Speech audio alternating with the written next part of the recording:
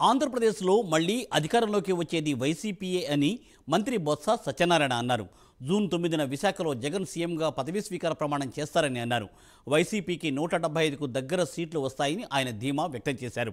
రాజకీయ లబ్ధి కోసమే హింసను ప్రేరేపిస్తున్నారని మంత్రి బొత్స మండిపడ్డారు.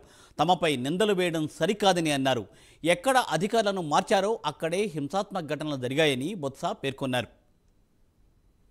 జూన్ 9వ తేదీ నాడు జగన్మోహన్ రెడ్డి గారు ఈ రాష్ట్రానికి రెండోసారి ముఖ్యమంత్రిగా విశాఖపట్నంలో ప్రమాణ స్వీకారం చేయబోతున్నారు. ఉత్తరాంధ్ర ప్రాంతం అంతా కూడా ఎంతో శాంతియుతంగా సామరస్యంతో సోదరభావంతో ఉన్న ప్రాంతం.